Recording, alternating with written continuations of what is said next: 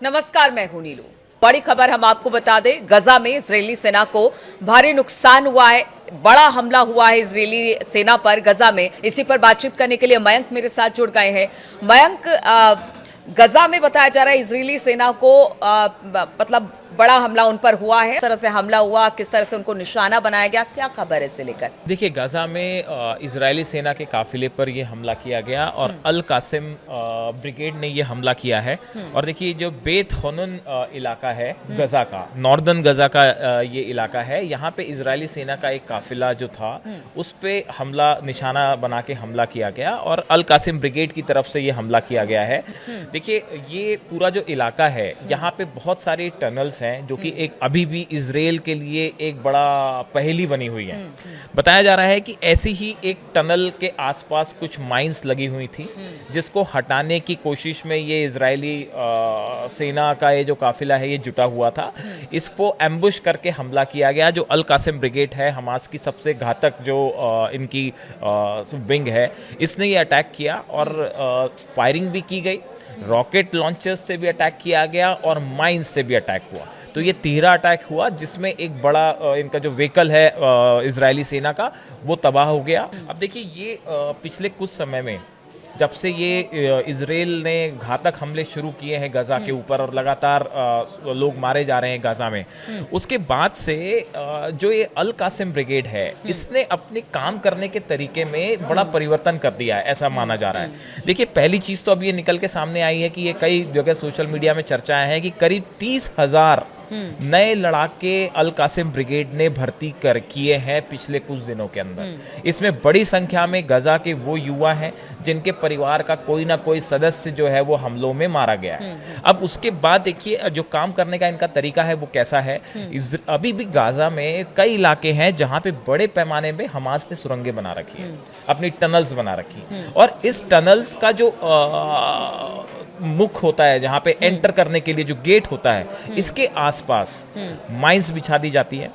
और जब Israeli forces इसके करीब जाती हैं तो उन्हें पहले ये माइंस हटाना होता है, क्योंकि देखिए, इस समय इजराइल का मुख्य जो फोकस है, मेन जो फोकस है, वो जो बंधक है उनको छुड़ाने पे है। और बंधकों को ऐसा बताया जा रहा है कि वो इन्हीं में से किसी टनल में हो सकते हैं। तो इसलिए इजरायली सेना एक एक टनल को तलाश करने की जो है वो कोशिश चल रही है। तो जो टनल्स के गेट होते हैं, इस पे माइंस बिछी होती हैं। इजरायली सेना जैसे ही वहां करीब जाती है और ये माइंस को हटाने की कोशिश होती है, या तो पहले देखिए माइंस कई बार ब्लास्ट हो जाते हैं, हाँ। या फिर इनको हटाने की जब कोशिश होती है तब एम्बुश करके जो ये अल कासिम ब्रिगेड है वो इन पे अटैक कर देती है, और जिसमें इजरायली सेना को बड़ा नुकसान हो रहा है पिछले काफी समय से इस तरह से जो है। लेकिन ये वही बातें हैं कि इतना डैमेज होने के बाद, गजा में इतनी तबाही मचने के बाद, अभी भी जो संगठन है वो बिल्कुल एक्टिव है।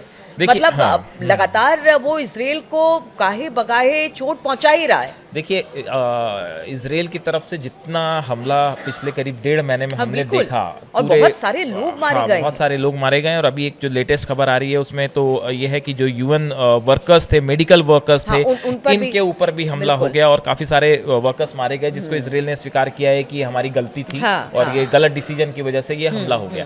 तो देखिए, इतनी जबरदस्त गजा में बमबारी हो रही है, अटैक हो रहे हैं, उसके बाद भी अल कासिम ब्रिगेड जो है हमास की, ये बड़ी चुनौती बनी हुई है इजराइल के लिए।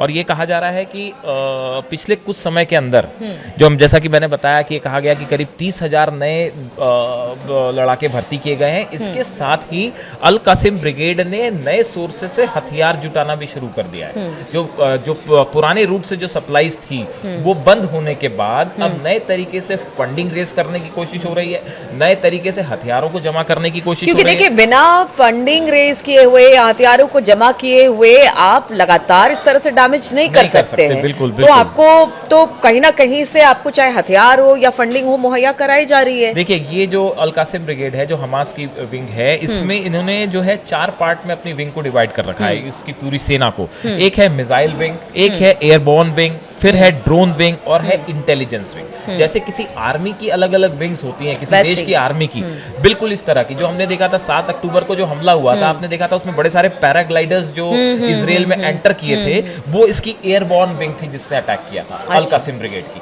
तो अल कासिम ब्रिगेड जो है ये हमेशा से बड़ा पावरफुल रहा है संगठन, और तमाम हमलों के बाद भी अब भी देखिए 1991 में जो अल कासिम ब्रिगेड है इसकी स्थापना हुई थी, और उसके बाद से लगातार इसकी ताकत बढ़ती आ रही है। और अभी कुछ समय से जो इजराइल ने हमले किए वो सब तरफ से इनके ठिकानों पे हमले हुए, इनके नेताओं पर हमले हुए, लेकिन उसके बाद भी जिस तरह से अल कासिम ब्रिगेड चुनौती बनी हुई है, और ये लेटेस्ट अटैक है, देखिए ये हमले करने का इन्होंने तरीका पलट दिया है। पहले ये होता था कि शायद आमने सामने की लड़ाई ज्यादा हो रही थी, लेकिन अब एम्बुश करके, क्योंकि आपके काफी ज्यादा नुकसान हो रखा है, कमांडर बहुत सारे मारे गए हैं। हाँ। तो ये एक नई स्ट्रैटेजी पूरी बनी है अल कासिम ब्रिगेड की और हमास की, कि कैसे इजरायली सोल्जर्स को ट्रैप करना है, कैसे उनको फंसाया जाए अपने जाल में, उसके बाद हमला किया जाए और वो तुरंत वहां से हट भी जाते हैं। तो इजराइल के लिए देखिए, इजराइल के कमांडर ने अभी खुद कहा कुछ समय पहले कि भाई हमारे लिए सोल्जर्स की कमी हो रही है गजा में ऑपरेशंस के लिए, हमारे जो है सैनिक घायल हैं, थके हुए हैं। तो कुल मिला के ये हमास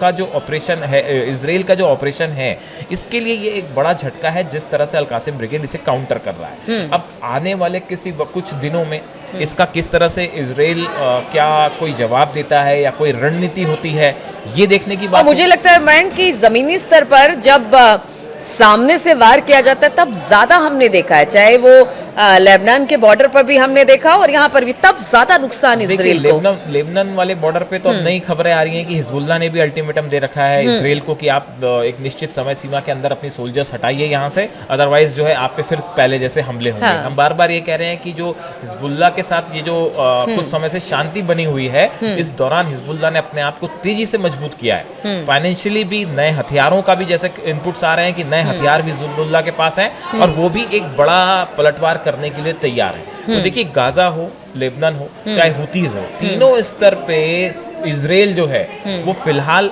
तीनों मोर्चों पे उलझा हुआ है।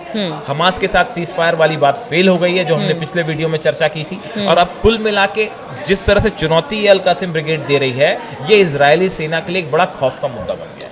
बिल्कुल, तो गजा पट्टी में अल कासिम ब्रिगेड लगातार चुनौती इजरायली सेना के लिए बना हुआ है। इजरायली सेना आगे तो बढ़ती है लेकिन 2 कदम पीछे भी खींच लेती है, क्योंकि हमले इस तरह के हो रहे हैं। अब हर मोर्चे पर चुनौतियों का सामना इस वक्त इजराइल को करना पड़ा है। अब इन चुनौतियों से किस तरह से पार पाएगा इजराइल, लगातार इस पर हमारी नजर बनी रहेगी। आप बने रहिए हमारे साथ।